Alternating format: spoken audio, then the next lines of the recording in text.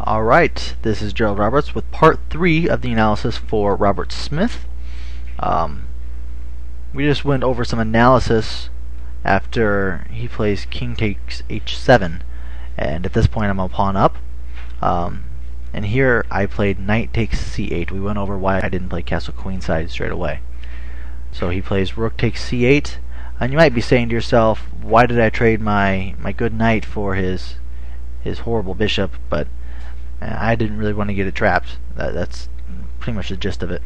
So here I play a nice move, knight g5, attacking the king and his pawn, so he can't attack my knight straight away. He really only has a couple moves here. King g7, and now I castle queenside. I could probably play king e2 or king d2, get my king a little more centralized, and then my rooks, all the same because I want to bring it to the h-file. So it would have been pretty much the same thing, maybe better, but I like castle queenside.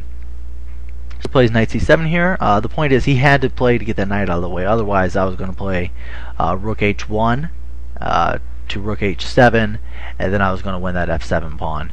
So he needs to get the rook to the defense of that pawn. Now I play rook h1, and then here he could play the best move, rook to f8, where after he check and he runs, his knight's pretty much dominated, his rook's very passive, both of my pieces are pretty active, and I'm a pawn up, so I would have been pretty dominant in this position, but he decided to go for something that was better for me.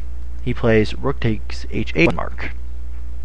The problem with this move is it just loses a pawn, and then I'm going to be 2 pawns up and a better endgame, and he has no compensation for it at all. So take the rook, he takes back, and then now knight takes f7 check.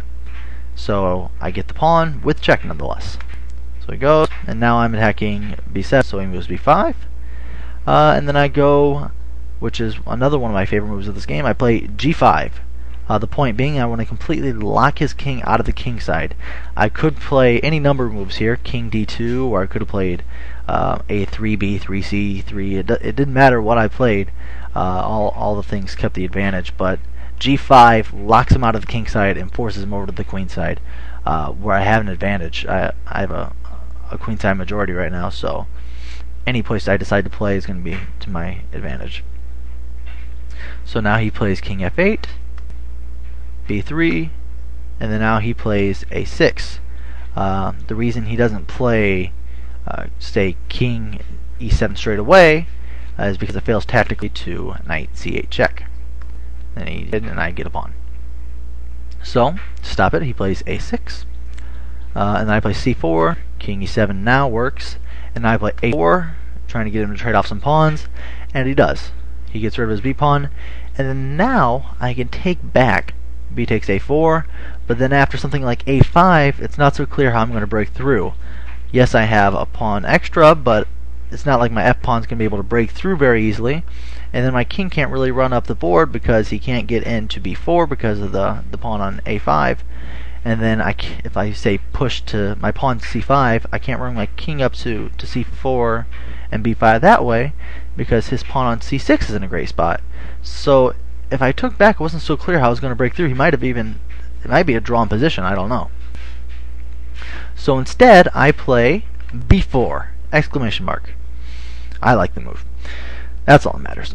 So, the point being is that I keep my pawn island, and there's no way for him to guard that pawn. So I can just take my time with my king running up there, and then now I can much faster create a pass pawn for me. So he goes king d7, king b2, knight a8, king a3 attacking the pawn, then he guards it with knight b6. But his knight can't stay there forever. I can just kick it out with c5, and I do. He goes knight d5, I take, he gives a check.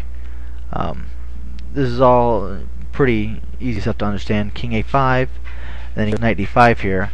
And then now I can take on a6 here, but then I was afraid of taking b4 with check. And there's nothing to it really. It's just that I didn't want him playing knight c2 here and then, end up getting another couple of my pawns, and then maybe I'm not winning anymore. So I didn't really analyze it as much as I should have, but I just played something I knew would be okay, and that was knight e4.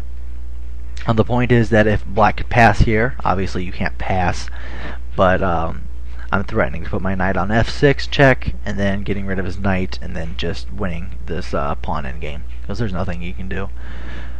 So he moves his king, knight f6. I still want to try to get rid of his knight if I can. Then he plays knight c7 to guard his pawn. And just like before, when his knight tried running to protect his pawn on a4, I can just kick it away with b6, king b6. So his knight runs, and then now I take on c6. And you might be saying, well, before you had a problem with him taking your pawn with check. What's the difference this time? And the difference this time is that I actually went through and analyzed to make sure everything was okay, and I found a forced win for white. So he knight d4 check, and then I play the move king b7. And then here he thinks he's going to get another pawn with knight c2, which looks troublesome because I can't push to c5 and I can't guard my pawn. But the win is c6, and that's the game. The point is, he resigned here, actually, because there's no way he can stop the pawn.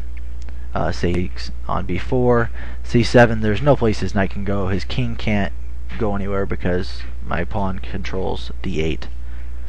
So he plays knight c6. Actually, from the point where he resigned at c6, it was forced mate in 5. So, just to show you how it would have ended. Queen g8 mate. So that was my last round game from the Elkhart Club Championships, and that sealed me as the reserve champion. I hope you enjoyed this game. I hope to present more of these in the future, in the near future, if all possible.